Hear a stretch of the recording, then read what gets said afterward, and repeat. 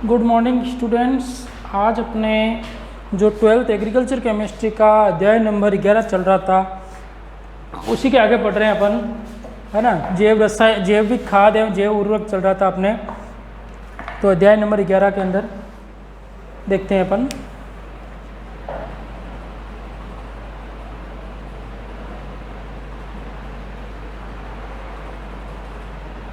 जैविक खाद एवं जैव उर्वरक। जैविक खाद एवं जैव उर्वरक, इसके अंदर अपन पढ़ रहे थे आपके जैव उर्वरक के अंदर बारे में कि जैव उर्वरक कौन कौन से हैं जिनका उपयोग करते हैं अपन। तो जैविक खाद कंप्लीट हो गया था। जैव उर्वरक के अंदर अपन 3 प्रकार के जैविक खाद जैव उर्वरक भी पढ़ लिए हैं, जिसके अंदर अपन ने पढ़ा है आपके, देखो 3 प्रकार के जैव उर्वरक पढ़े अपन ने। जो नाइट्रोजन स्थिरीकरण करने वाले हैं, नाइट्रोजन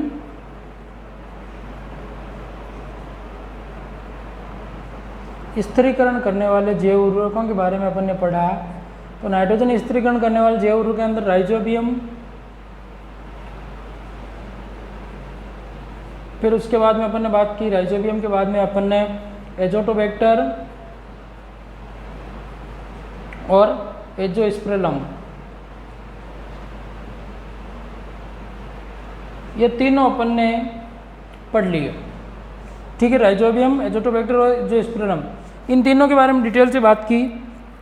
ठीक है, फिर इनके प्रयोग की विधि पढ़ रहे थे अपन। प्रयोग की विधि, इसके अंदर अपन ने 2 विधियां पढ़ी है प्रयोग करने की। पहली विधि के अंदर तो देखा अपन ने बीज उपचार, मतलब कि बीज के ऊपर इन जैव उर्वरकों का उपयोग करके अपन बोए तो वो आपके इसके उपयोग में काम में आ सकते हैं। और दूसरे अपन ने देखी विधि मृदा उपचार। क्या देखी? मृदा उपचार, बीज उपचार और मृदा उपचार, ये 2 प्रकार की विधियां अपन ने देख ली जिसके द्वारा जैव उर्वरकों का उपचार किया जाता है। अब अपन 2 विधियां और पढ़ लेते हैं। पौधा उपचार, जैसे कुछ के बीज नहीं होते हैं, सीधे वो पादप के भाग से ही उनसे नया पादप बनता है जिसका पौधरोपण करना पड़ता है अपन को, तो उनके ऊपर कैसे उपचार करें। दूसरा है कंद उपचार, जैसे आलू वगैरह है, इनका उपचार कैसे किया जाता है उनके बारे में पढ़ें। तो अपन पढ़ रहे हैं जैव उर्वरकों के अंदर उनकी प्रयोग की विधियां, है ना। नाइट्रोजनी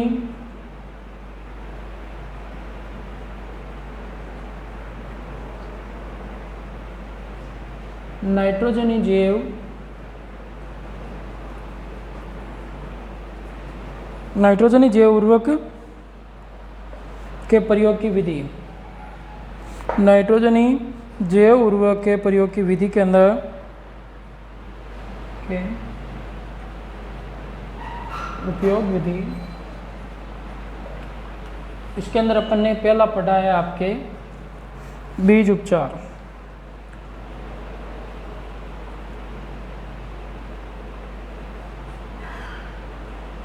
दूसरा अपन ने पढ़ा इसके अंदर आपके मृदा उपचार।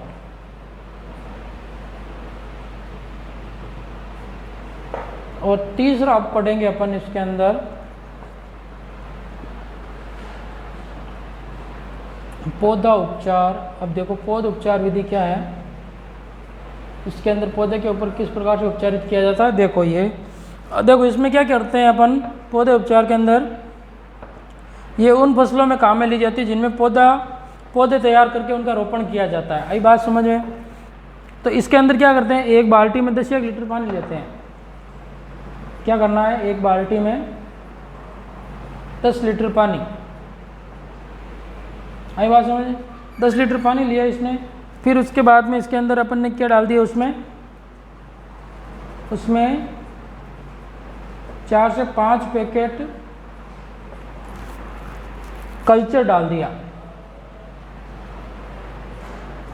ठीक है, और डालकर घोल दिया अपन ने, डालकर घोल तैयार किया। आगे बाद में घोल तैयार कर लिया। फिर उसके बाद में इस घोल में पौधों की जड़ों को 10 से 20 मिनट तक डुबोकर 10 लीटर पानी लिया, 4-5 पैकेट कल्चर के घोल दिए। ठीक है, बता दिया कल्चर क्या है, पिछली क्लास तक अपन ने बात कर ली थी। फिर उसके अंदर 10 से 20 मिनट तक क्या करेंगे अपन इसके अंदर पौधों की जड़ों को डुबोकर 10 से 20 मिनट तक पौधों की जड़ों को क्या करेंगे अपन डुबोकर उनका रोपण करते हैं, डुबोकर उनकी रोपाई कर देते हैं, रोपाई की जाती है।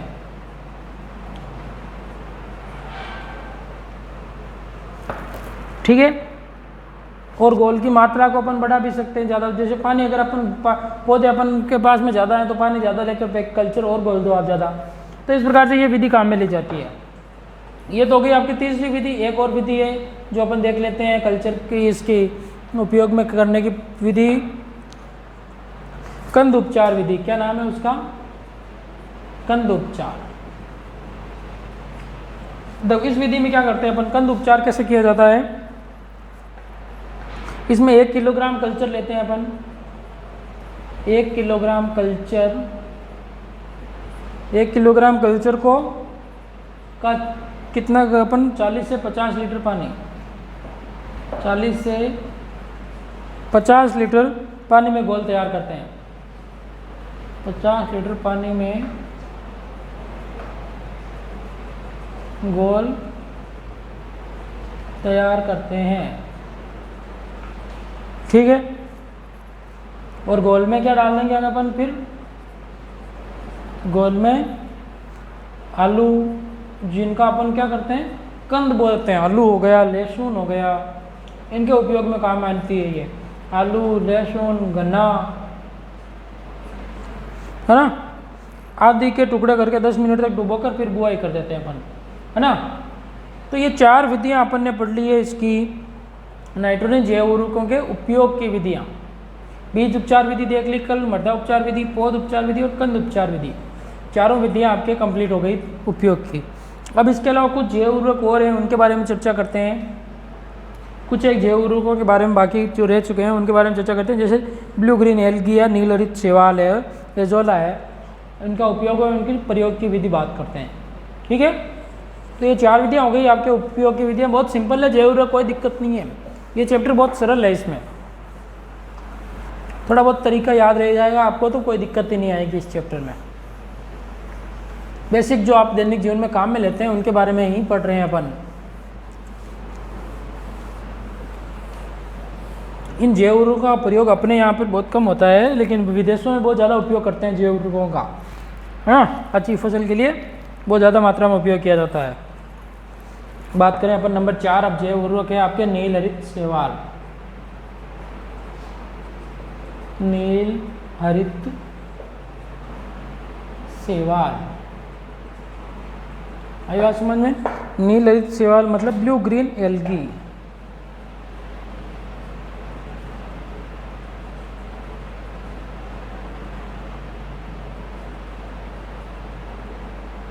Blue green algae.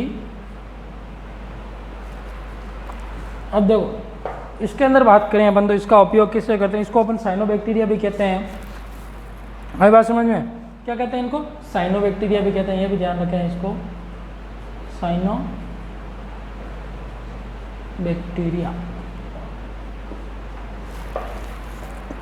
इनको अपन साइनोबैक्टीरिया भी कहते हैं। अब देखो इनके तो ये शैवाल क्या होती है, 15 से 53 किलोग्राम नाइट्रोजन की प्रति हेक्टेयर धान की खेती में यौगिकीकरण कर सकती है।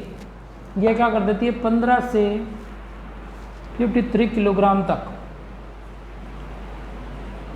नाइट्रोजन का स्थिरीकरण कर सकती है एक प्रति हेक्टेयर में, प्रति हेक्टेयर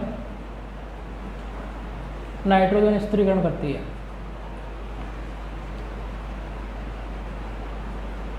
नाइट्रोजन स्थिरीकरण करने का कार्य करती है। सही बात समझ में? और ये 15 से 20% धान की पैदावार को बढ़ाती है। धान के खेत के लिए उपयोगी है सबसे पहले, आई बात समझ में? यह है किसके उपयोगी है, धान की फसल की, ये धान की फसल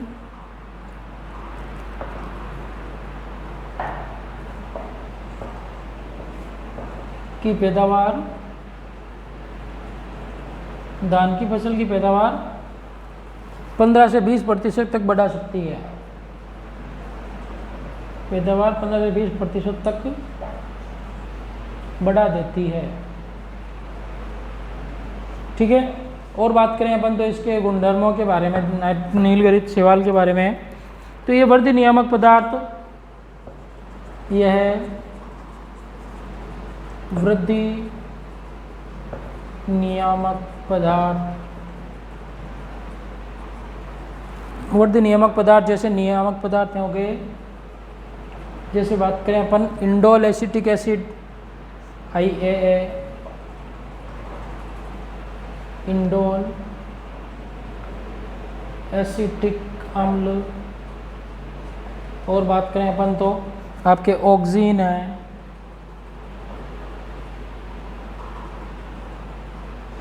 और बात करें अपन जिब्रेलियन है,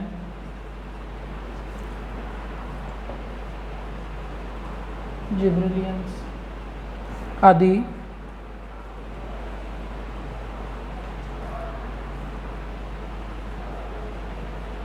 पैदा करता है। कौन?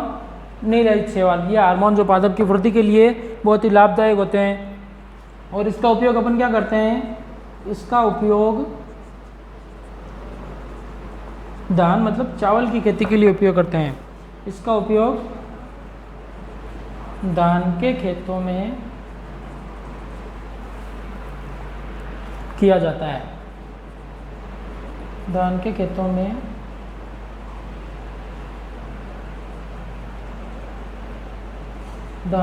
में किया जाता है। और बात करें अपन तो ये प्रकाश संश्लेषण द्वारा अपनी वृद्धि एवं विकास कर धान की फसल को नाइट्रोजन उपलब्ध करवाता है। यह क्या करता है? प्रकाश संश्लेषण के द्वारा, फोटोसिंथेसिस, प्रकाश संश्लेषण द्वारा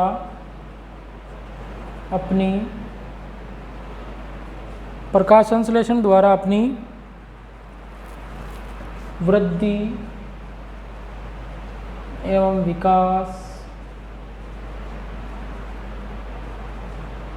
प्रकाश संश्लेषण द्वारा अपनी वृद्धि एवं विकास कर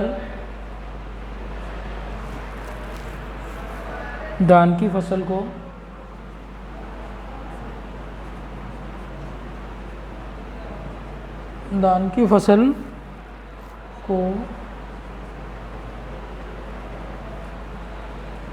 नाइट्रोजन, धान की फसल को नाइट्रोजन उपलब्ध कराता है।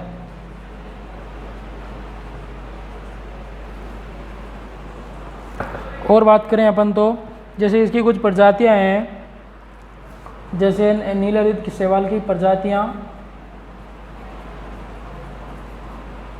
प्रजातियों की बात करें अपन तो इसके अंदर हो जाएगी आपके एनामिना,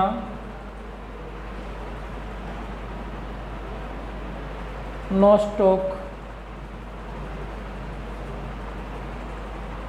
एनामिना हो गई, नोस्टॉक हो गई, साइटोनिया हो गई।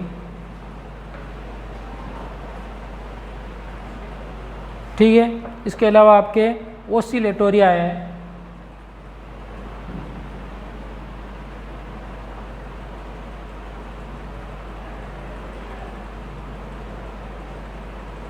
आदि। ये इसकी नीलगरित शैवाल की प्रजातियां हैं। तो ये कार्य क्या करती है? आपको नाइट्रोजन स्थिरीकरण का कार्य करती है ना। प्रति हेक्टेयर नाइट्रोजन स्थिरीकरण करने की क्षमता रखती है। धान की फसल की 15 से 20% पैदावार बढ़ा सकती है। धान की फसल में ही उपयोग किया जाता है इसका ज़्यादातर। ये इंडोल एसिटिक एसिड, ऑक्सीन, जिब्रेलियंस पैदा कर सकती है जो पादप वृद्धि के लिए उपयोगी है। ये प्रकाश संश्लेषण द्वारा अपनी वृद्धि एवं विकास और फसल को नाइट्रोजन उपलब्ध कराती है। इसकी प्रजातियाँ जैसे एनाबिना, नोस्टॉक, साइटोनिया, ओसिलेटोरिया, ये सभी क्या हैं? इसकी प्रजातियाँ हैं। तो ये नीलगरित शैवाल के बारे में कुछ जो इंपॉर्टेंट बातें थी इनके बारे में बताया मैंने आपको। अब बात करें अपन इसके अलावा इसके प्रयोग की विधि क्या है। नाइट्रोजन स्थिरीकरण तो करता है, लेकिन इसका और क्या उपयोग हो सकता है उसके बारे में बात करें अपन। मतलब इनका प्रयोग कैसे करें अपन फसलों के साथ में।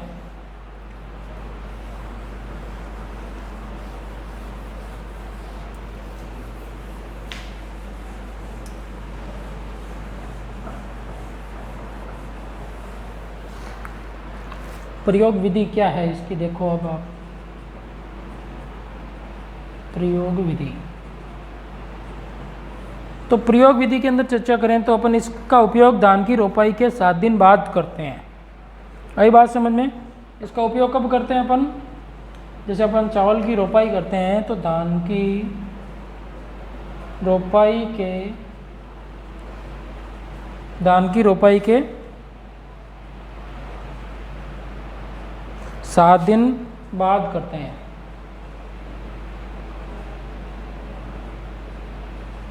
ठीक है। और बात करें अपन तो जिस खेत में इसका उपचार करते हैं उसमें पानी स्थिर होना चाहिए और 8 से 10 सेंटीमीटर तक भरा रहना चाहिए। मतलब जिसके अंदर इसका उपयोग करें तो जिस खेत में इसका उपचार करना होता है, जिस खेत में इसका उपचार करते हैं उसमें पानी स्थिर एवं 8 से 10 सेंटीमीटर तक। चावल की खेती में तो अपन जानते हैं कि पानी हमेशा क्या भरा हुआ होना चाहिए उस समय खेत में अंदर, तभी वो वृद्धि कर पाता है ना। और ये नीलहरित शैवाल है, ये जल के अंदर ही रहते हैं, ज़्यादातर नमी होती है वहीं पर पैदा होते हैं। तो 8 से 10 सेंटीमीटर हमेशा भरा होना चाहिए, हमेशा भरा होना चाहिए। और बात करें अपन तो खेत में 8 से 12 किलोग्राम प्रति हेक्टेयर की दर से नीलहरित शैवाल का छिड़काव किया जाता है। मतलब खेत में क्या करते हैं अपन 8 से 12 किलोग्राम प्रति हेक्टेयर 12 किलोग्राम प्रति हेक्टेयर की दर से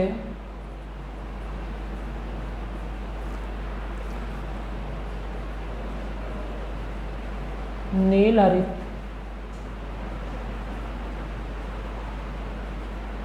शैवाल का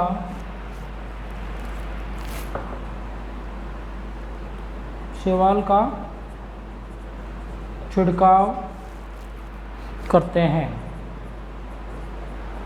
आगे बात समझ में कि 1 हेक्टेयर में 10 से 12 सेंटीमीटर 12 किलोग्राम तक अपन को क्या लाना पड़ता है। और कल्चर डालते हैं तो 4 से 5 दिन तक पानी क्या रहना चाहिए, उसमें स्थिर रहना चाहिए, तभी वो वृद्धि कर पाते हैं। यही बात समझ में? कल्चर डालने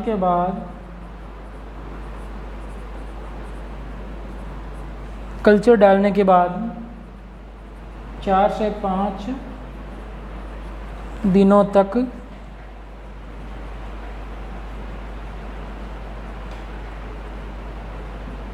पानी स्थिर रहना चाहिए।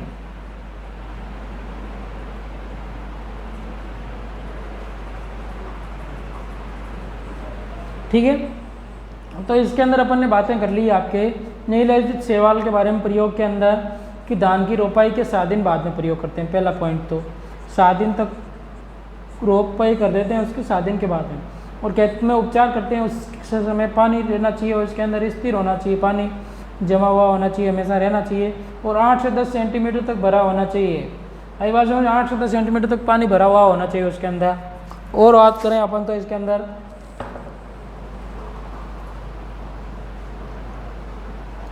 खेत में 8 से 12 किलोग्राम हेक्टेयर तक इसका नीलहरित शैवाल का किया जाता है। 8 से 12 किलोग्राम 1 हेक्टेयर में। और कल्चर के 4-5 दिन तक तो कम से कम पानी उसके अंदर होना ज़रूरी है।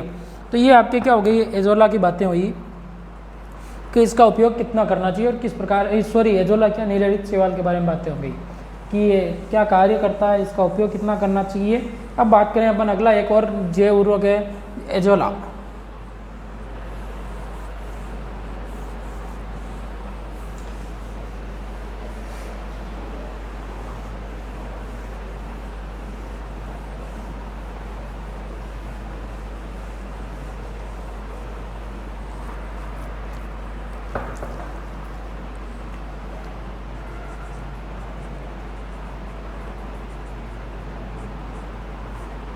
एजोला के अंदर बात करें अपन तो इसका उपयोग क्या किया जाता है, ज़्यादातर वियतनाम और चीन जैसे देशों में कई वर्षों से किया जा रहा है, कई सदियों पहले ही होता जा रहा है, लेकिन भारत के अंदर अब धीरे धीरे शुरू हुआ है।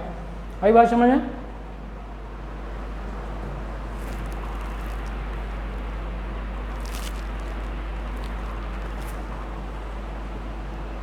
इसका खाद के रूप में वियतनाम व चीन, इनमें तो क्या है कई वर्ष सदियों पहले से किया जा रहा है, लेकिन चीन में कई सदियों से उपयोग हो रहा है। यही बात समझ में? इसके अलावा इसके अंदर भारत में तो क्या हाल ही में हुआ है शुरू, इसका भारत में हाल ही में उपयोग शुरू हुआ है।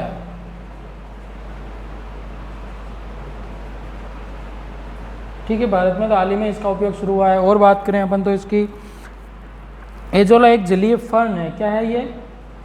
एजोला एक जलीय पादप है ना, जलीय फर्न है ये। ठीक है, और इसका कुल है एजोलेसी कुल।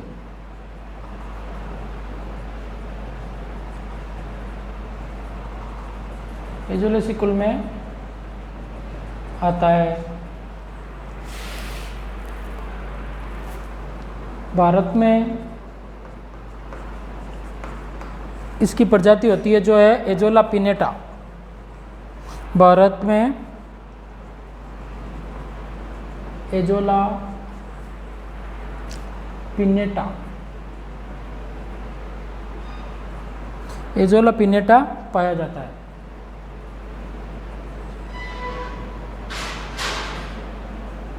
अगली बात, भारत में इसकी कौन सी प्रजाति? एजोला पिनेटा की प्रजाति पाई जाती है। ये अपने भीतर नीलहरित शैवाल को समेटे रखने वाला जलीय पादप है। कई बात समझ में, जो कि प्राय झीलों नदियों में यह है, झीलों जलीय स्थानों पर, जलीय फर्न है तो जलीय स्थानों पर ही होती है ये जलीयों नदियों, झीलों नदियों, इसके अलावा तालाबों,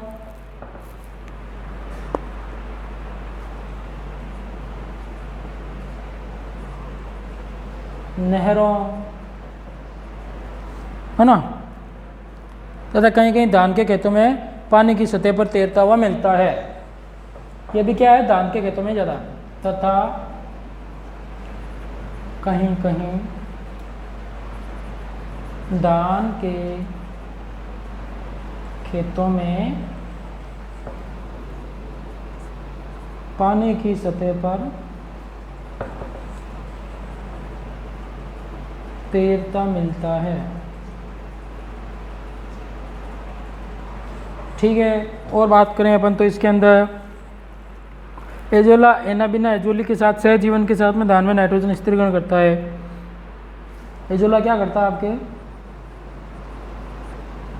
एनाबिना एजोली के साथ सहजीवन का मतलब साथ साथ रहकर नाइट्रोजन स्थिरीकरण करता है, के साथ सहजीवन रहकर नाइट्रोजन का क्या करता है? स्थिरीकरण करता है। और बात करें अपन तो ये धान के खेतों में नाइट्रोजन स्थिरीकरण करता है, जैविक खाद के रूप में उपयोग करते हैं इसका तमिलनाडु में एजोला माइक्रोफाइला,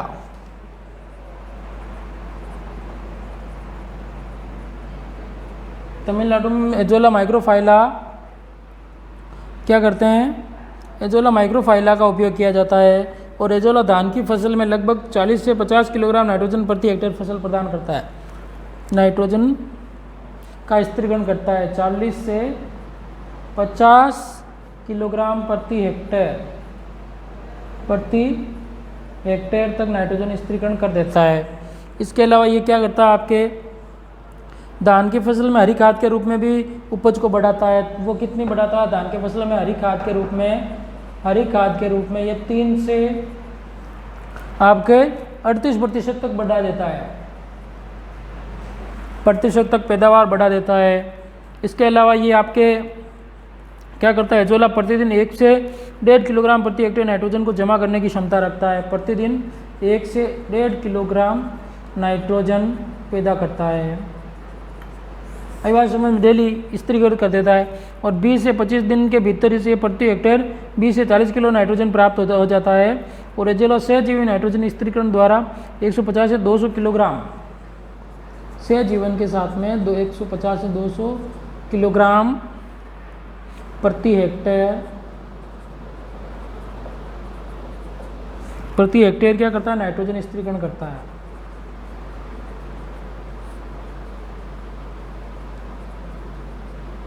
नाइट्रोजन स्थिरीकरण करता है। ठीक है, तो इस प्रकार से ये अपन ने बातें कर ली है किसके बारे में, एजोला के बारे में, जो इसके क्या क्या उपयोगिता है इनके बारे में चर्चा की। ठीक है, तो अपन ने क्या क्या बातें की, पहले तो अपन ने भी जो जैव उर्वरक है उनके उपयोग की विधियां देखी कि इनका उपयोग किस प्रकार से किया जाता है फसलों के अंदर और इनका किस प्रकार से उपयोग होता है। फिर अपन ने इसके बाद में बात की आपके नीलहरित शैवाल के बारे में, उसके प्रयोग की विधि। फिर अपन ने एजोला के बारे में बातें की कि एजोला का उपयोग किस प्रकार से किया जाता है। ठीक है, तो एजोला का क्या क्या उपयोग है इसके बारे में बता। अगली क्लास में अपन एजोला के प्रयोग की विधि के बारे में चर्चा करेंगे। तो आज के लिए इतना ही, आगे की बातें अपन अगली क्लास में करेंगे। ओके, गुड लक, धन्यवाद।